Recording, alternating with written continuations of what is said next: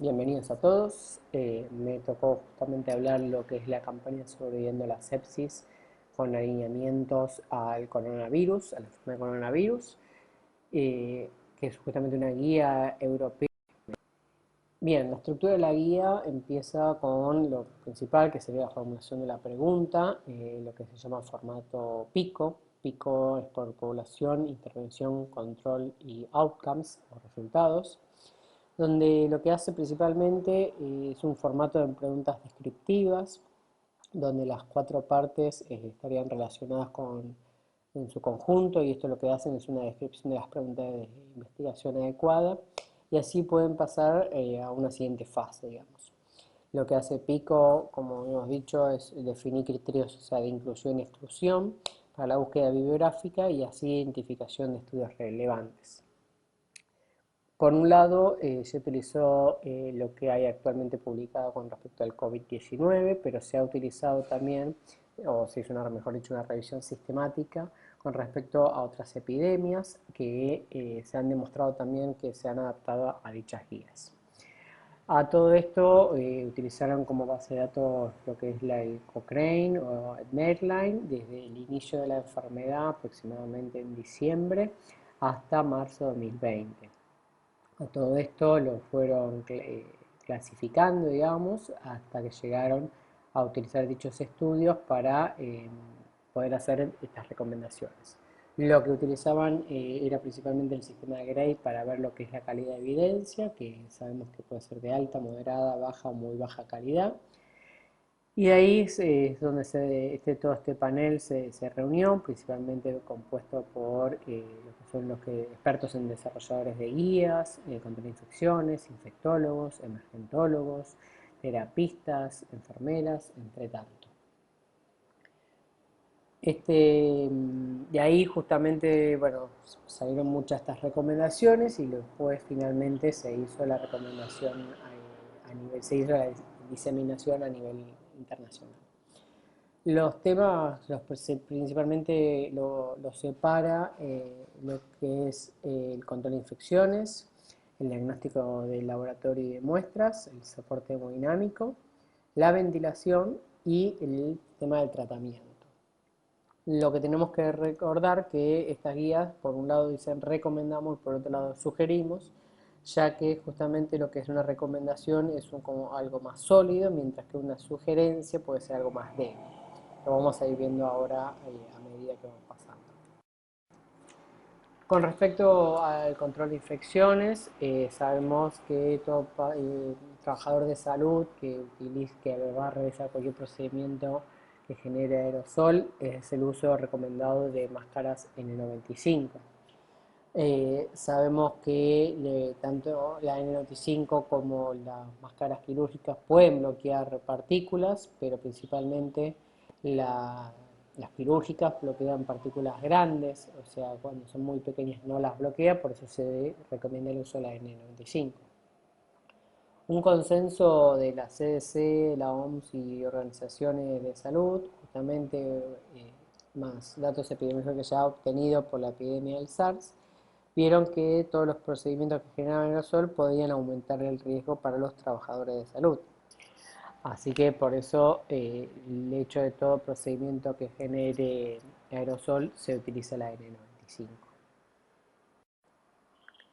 Con respecto al uso de las salas de presión negativas, sabemos que están destinadas a prevenir la propagación de agentes patógenos contagiosos en el aire de una habitación a la otra. ¿Cuál es el objetivo principalmente de esto? Es evitar justamente la liberación accidental del patógeno, protegiendo no solo a los trabajadores de salud, sino también a todos los pacientes del hospital.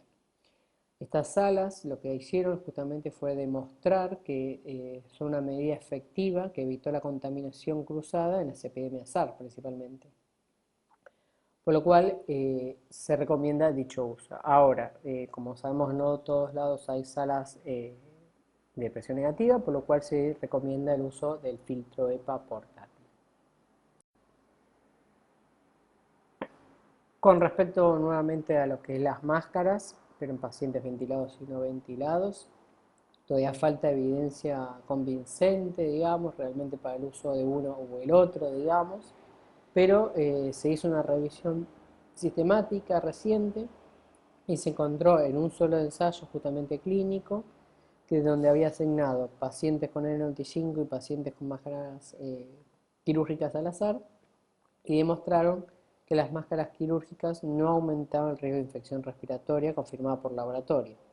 Mientras que otro estudio, otro ensayo justamente, pero de coronavirus, se vio que casi el 5% que utilizaban las máscaras quirúrgicas utilizaban coronavirus, tenían coronavirus, perdón, mientras que un 6% con el 95 no lo tenía. O sea, la verdad que era un gran beneficio.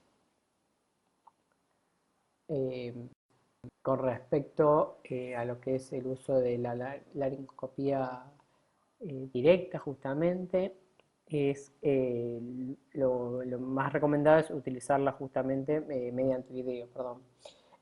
A esto no hay una evidencia directa de una versus la otra, principalmente en lo que es COVID-19, pero sabemos que la intubación es particularmente riesgosa por el contacto que uno tiene directo y cercano con las vías respiratorias y las secreciones del paciente, respiratoria del paciente. Así que en un estudio sistemático, aproximadamente de 7.000 pacientes, se vio que la videolaringo redujo justamente el riesgo de no solo intubación fallida, sino también el riesgo de contaminación e infección del paciente. Con lo que es respecto a la intubación, que tiene que ser realizada por justamente alguien que tenga más experiencia, es muy similar justamente a lo que hablamos anteriormente, por el tema de que sabemos que es algo particularmente riesgoso. Y con esto justamente también hay un poco de discusión porque lo que dice la Asociación de Anestesia de Argentina es que tiene que ser dos personas solamente, uno que va a intubar, que generalmente es un médico, y un ayudante que puede ser o otro médico o una enfermera. Con respecto a esto, digo que hay discusiones por el hecho de que hay personas que dicen que puede haber un tercero afuera del área también, digamos, pero bueno, eso depende de cómo esté también organizado el lugar y todo lo demás, y con qué equipo cuenta, qué médicos cuenta justamente el lugar. Con respecto a la muestra de laboratorio y diagnóstico, con respecto al diagnóstico de los pacientes, sabemos que la PCR en tiempo real es el gold estándar para las infecciones virales y en el COVID-19 justamente se plantean varios desafíos del diagnóstico debido al periodo de incubación extendido que tiene. Además de justamente el tema de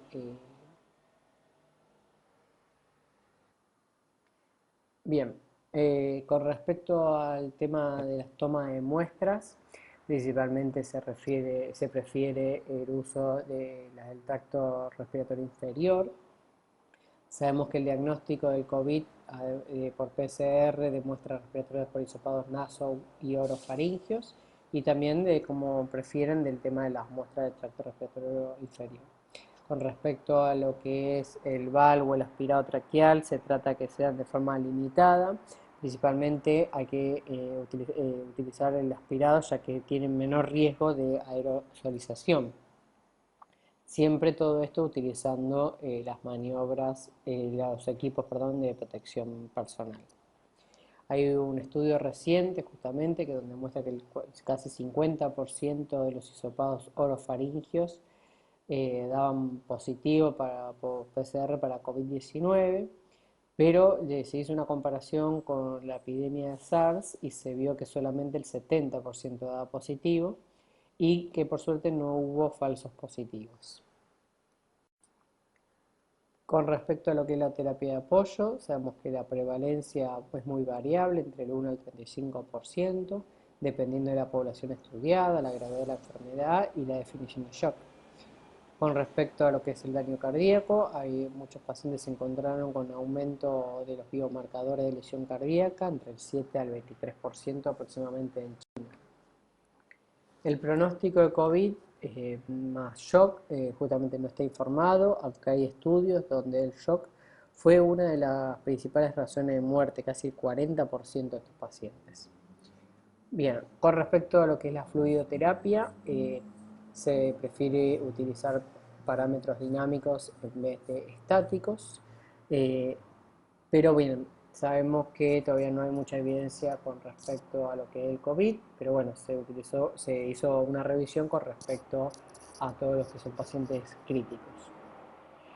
En una revisión sistémica y de 3 ensayos aproximadamente, con 1.600 pacientes, habían examinado el efecto de la evaluación dinámica de los fluidos y se había encontrado que disminuyó la mortalidad, la duración de estadía y la duración de ventilación mecánica, mientras que los parámetros estáticos sabemos que son componentes de terapias dirigidas a metas y son pobres predictores de la respuesta a fluidos.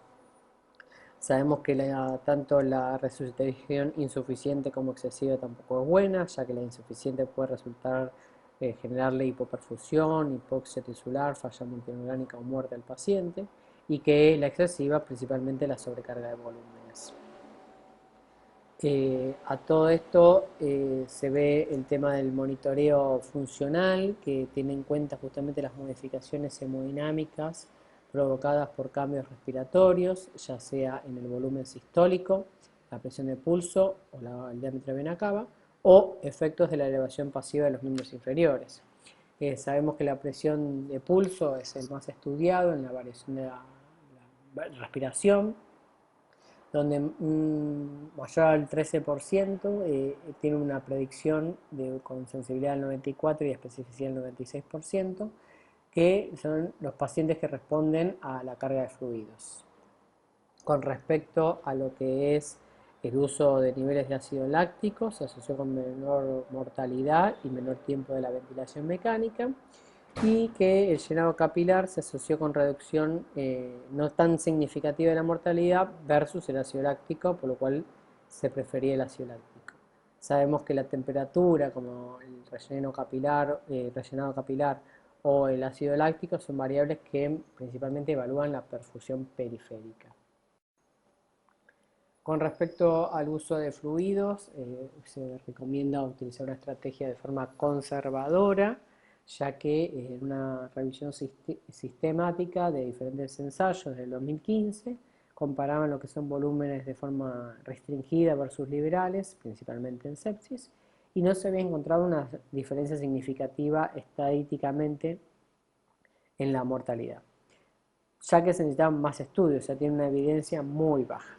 Ahora, una metaanálisis de 2017 en pacientes con distrés respiratorio o shock séptico, se utilizó una estrategia conservadora de fluidos y se vio que sí tenían menos días de ventilación mecánica y estadías más cortas en las terapias. Por lo tanto, se aconsejaba que los pacientes con COVID que desarrollan el síndrome respiratorio se utilice una forma más conservadora de los fluidos. Sabemos que todos los estudios que les conté antes justamente de fluidos tienen justamente un alto riesgo de sesgo y muy mala calidad de evidencia.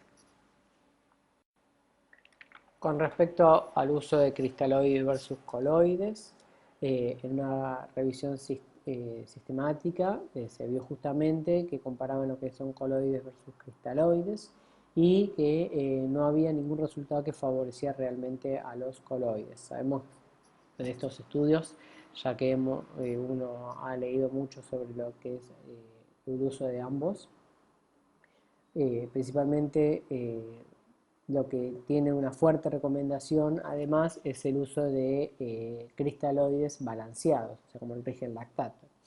El estudio SMART justamente es un estudio randomizado que comparaba el cloruro de sodio al 0,9 versus los cristaloides balanceados y demostraban que estos últimos disminuían la mortalidad Perdón, y la injuria renal. Ahora, un subanálisis de este mismo estudio en pacientes de sepsis versus shock séptico demostró que no solo disminuía la mortalidad, sino que tenía menos complicaciones renales. Bueno, como verán, también es no utilizar el tema de los almidones, ni las gelatinas, ni los dextrosanos, y tampoco el uso de la albúmina. Con respecto a los agentes vasoactivos, en primer lugar se recomienda el uso de noradrenalina. Con respecto a la noradrenalina, que es el agente vasoactivo más estudiado, con bajo riesgo a priori los efectos adversos, y que por lo tanto, por eso justamente sugieren utilizar la noradrenalina en primera línea. Ahora, si no hay noradrenalinas, justamente se sugiere el uso de vasopresina o epinefrina, no en Argentina, ya que sabemos que no contamos con la vasopresina, pero puede ser en otros países europeos, ya que estos agentes lo que hacen justamente no demostraron una evidencia clara de daño, justamente. ¿Por qué la utilizan? Según la disponibilidad, como muchas veces, o a veces contraindicaciones del uso de noradrenalina. Con respecto al no usar dopamina, justamente se vio un estudio Cochrane del 2016 donde comparaba Nora versus Dopa y que no había mostrado unas diferencias significativas en la mortalidad, pero se encontró un mayor riesgo de arritmias con respecto a la dopamina.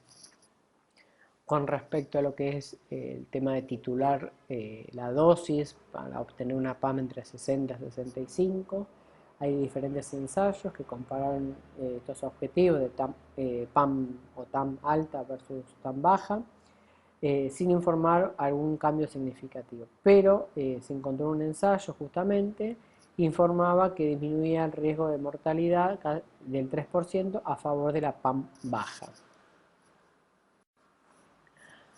Con respecto al uso de corticoides, sabemos que es un tema muy discutido. Acá lo que hacían era una comparación de corticoides en dosis muy bajas versus sin ningún tratamiento. No había mostrado justamente diferencias significativas en la mortalidad a corto plazo ni a largo plazo o efectos adversos graves. Aunque se había visto que posiblemente los corticoides disminuyan las estadías en las terapias intensivas, por lo cual por un lado, digamos, habría una recomendación, llamémosle. Igual no hay una recomendación para usarlo pese a que algunos estudios justamente lo utilizan, pero hay un pequeño estudio donde se vio que en pacientes con shock séptico o con requerimientos de noradrenalina entre CO2 y CO3 gamma kilominuto, mejoraba muchísimo más con el uso de corticoides. Con respecto a lo que es el soporte ventilatorio, sabemos que la prevalencia de insuficiencia respiratoria aguda hipóxica de estos pacientes es del 19% aproximadamente, con una incidencia de insuficiencia respiratoria hipóxica que no estaba muy clara, pero que el 14% requería oxigenoterapia y 5% requería la asistencia ventilatoria mecánica, y que casi el 70% producía distrés respiratoria. Con respecto a los factores de riesgo, no se escriben claramente en los informes publicados, pero se asociaban con lo que es la edad avanzada, el sexo masculino o el tema de las comorbilidades. Un estudio de la CDC mostraba que las enfermedades cardiovasculares, la diabetes, las enfermedades respiratorias crónicas, la hipertensión no el cáncer, aumentaban el riesgo de muerte. Con respecto a lo que era la tasa de letalidad a nivel general, se había visto que era del 2 al 3% aproximadamente en pacientes jóvenes, mientras que en mayores de 80 se vio que era casi el 15%, pero en pacientes críticos, como sabemos, es del 50%. Con respecto al oxígeno suplementario, principalmente recomienda utilizarlo en pacientes con una saturación de oxígeno menor al 92%, y esto se vio en una revisión sistemática justamente, donde mostraron que la modalidad de oxígeno al 96%, una mediana, perdón, del 96% era mucho mejor que una menor al 96%. Con respecto a lo que es la cánula de alto flujo, sabemos que en un ensayo que se había comparado con respecto a lo que es pacientes con insuficiencia respiratoria, el uso de la cánula versus el BNI, se recomienda el uso principalmente de la cánula de alto flujo, ya que había estudios donde demostraron justamente que la cánula, como habíamos dicho antes, disminuyó la mortalidad. Pero ahora, si no se dispone justamente de la cánula y no hay una indicación urgente de intubación, se recomienda el uso del BNI con una monitorización estrecha y una evaluación de intervalos cortos, o sea, más seguidos justamente. No nos olvidemos justamente que el BNI es un procedimiento general de aerosol, por lo cual aumenta el riesgo de transmisión al personal sanitario. Este era un pequeño resumen que demostraba justamente las guías, donde decía paciente que tenía COVID con hipoxia, habría que ver que no requiere una intubación urgente. Si no la requería, justamente, si la requería, perdón, justamente había que hacer la intubación con todo el equipo adecuado de protección, más, como habíamos hablado antes, el uso de personal experto de la vía aérea y en lo posible la utilización del videolaringo. Por otro lado, si el paciente no, estaba en una intubación, no requería una intubación urgente, justamente y toleraba el oxígeno, se le podía hacer la monitorización del paciente con una saturación del 92 al 96% y siempre con las medidas de protección. Ahora, si el paciente no toleraba este oxígeno, el suplementario, principalmente se le indicaba considerar el tema de la cánula de alto flujo, como hablamos recientemente.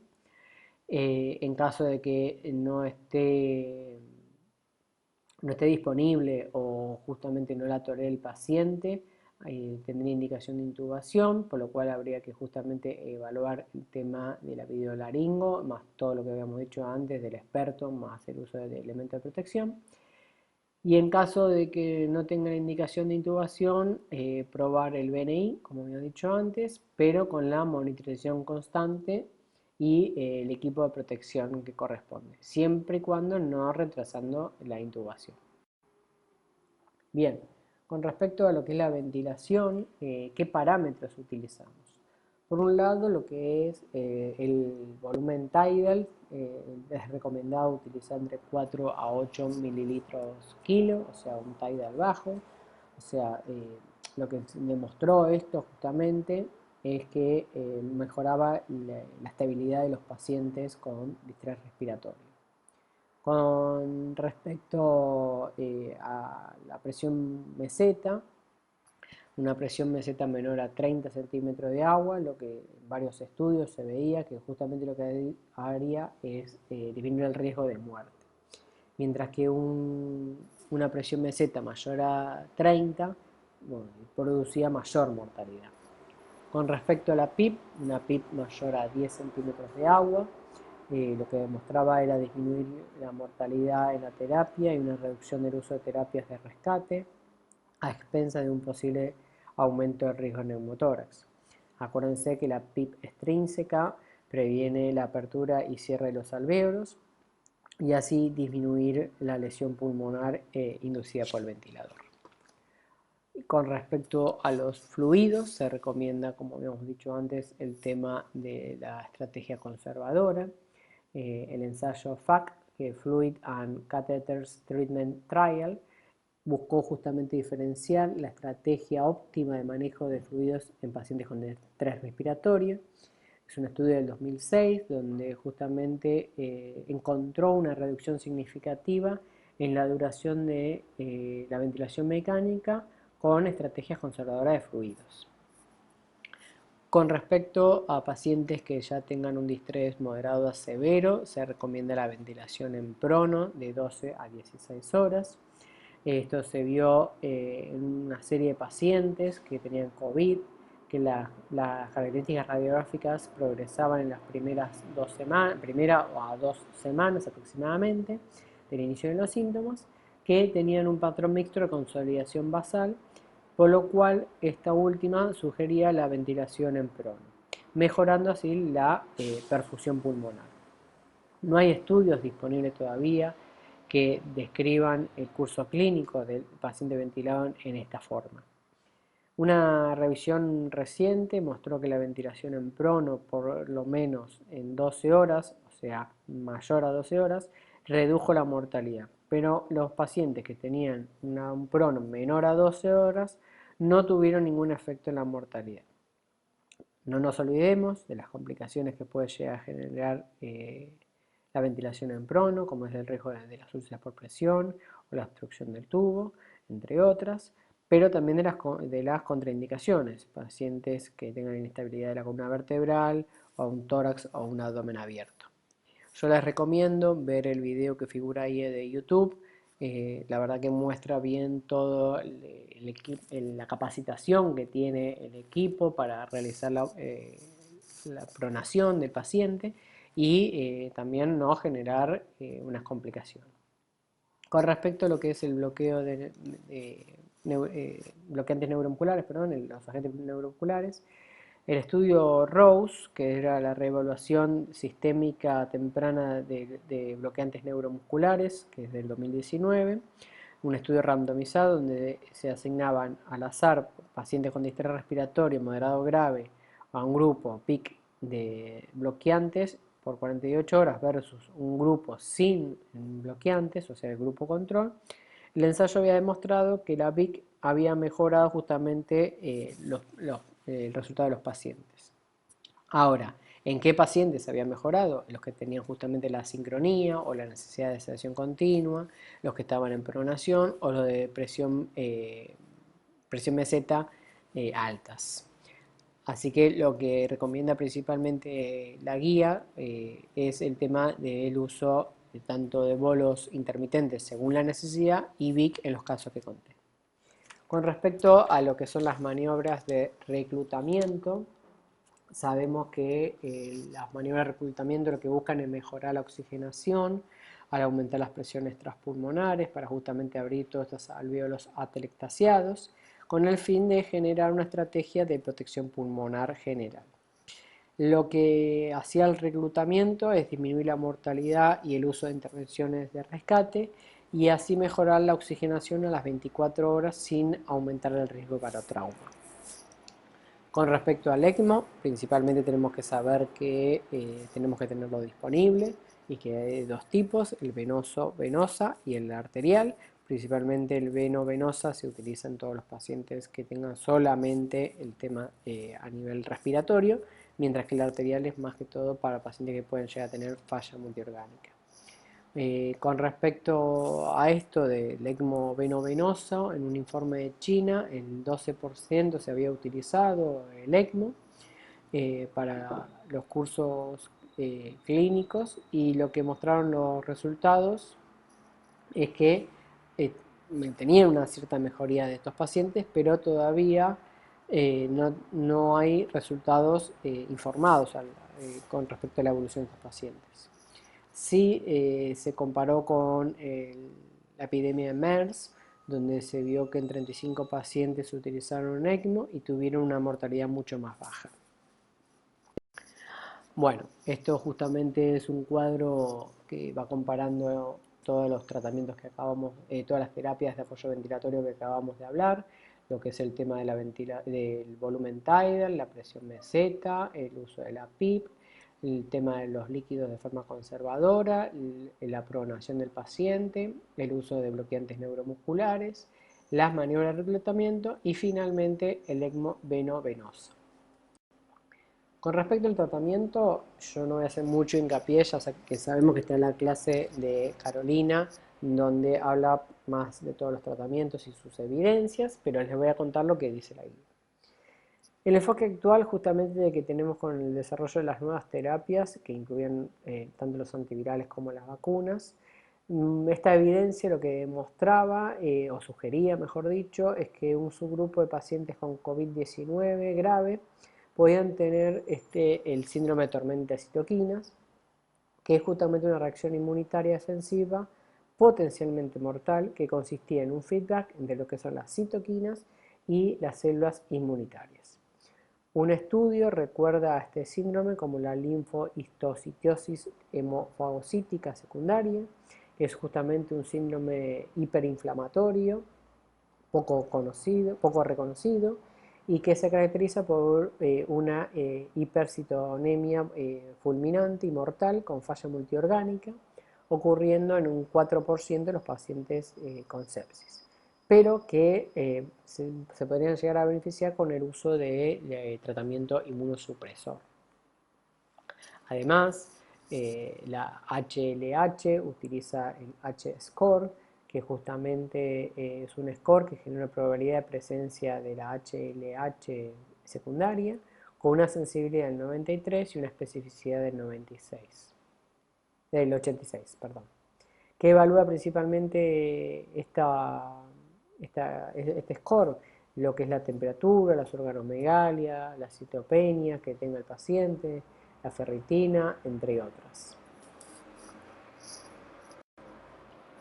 Bien, otra vez volvemos con el tema justamente del uso de corticoides. Tenemos que recordar que es una sugerencia con evidencia muy baja calidad, por lo cual no hay evidencia directa de mayor calidad disponible. Vamos a repasar un poco lo que dijimos anteriormente. Sí se había visto en pacientes con distrés respiratorio y corticoides en baja dosis una mejoría de los pacientes, mientras que pacientes que estaban simplemente con insuficiencia respiratoria no había una mejoría. Con respecto al uso de antibióticos, sabemos que la coinfección bacteriana es un desafío, ya que los síntomas pueden ser similares a los de una infección viral subyacente. En Wuhan, 53% aproximadamente de los enfermos no graves había recibido, mientras que más del 90% admitido en la UCI sí había recibido. Esto lo que se terminó utilizando es pacientes que tengan COVID, que requerían la ventilación mecánica. Se sugería el uso de antibióticos sobre la base de que la sobreinfección es razonablemente en esta población. Con respecto al uso de paracetamol, el 92% sabemos que van a desarrollar fiebre durante la hospitalización, pero igual es algo que se continúa debatiendo. Lo que sí la OMS no recomienda el uso de ibuprofeno, ya que según un estudio en Lancet, refiere que aumenta el número de receptores AC2, que sabemos que son los que están en la superficie de la célula, y por lo tanto aumenta la vulnerabilidad ante el virus. Aunque, les vuelvo a repetir, todavía faltan estudios. Con respecto a las inmunoglobulinas o tanto al plasma, realmente no hay datos de eficacia disponibles. El plasma, lo que se había hecho es que se era obtenido de pacientes que se habían recuperado del COVID-19 y que justamente se había sugerido como una terapia potencial. Lo que hacía principalmente era proporcionar una inmunidad pasiva de los anticuerpos específicos contra el COVID-19. Con respecto a los antivirales, sabemos que hay muchos estudios y que hay estudios que demuestran que sí y otros que no, que el uso de Caletra, o sea, lopinavir, ritonavir, habían mostrado ciertos beneficios, pero en la guía directamente dice que está en contra del uso. Hay un estudio publicado en el British Medicine of Journal que justamente no mostró ningún beneficio del uso de estos antivirales en los pacientes. Pero hay otro estudio supuestamente hecho en China con casi 200 pacientes de tratamiento habitual versus tratamiento con antivirales, que tampoco se vio una reducción de la mortalidad o el tiempo hasta la mejoría clínica. Otra de las cosas que se recomendaba utilizar es el tema de la hidroxicloroquina, que lo que hacía en algunos estudios de China, demostrar que aplacaba la neumonía, optimizaba las imágenes y que reducía el curso de la enfermedad. Pero todavía no hay una indicación formal realmente del uso de dicho antimalárico. Bueno, espero que hayan disfrutado de la clase, no de mi voz. Así que bueno, además quería agradecerles a todos ustedes por el gran apoyo que están haciendo en estos momentos. Muchas gracias.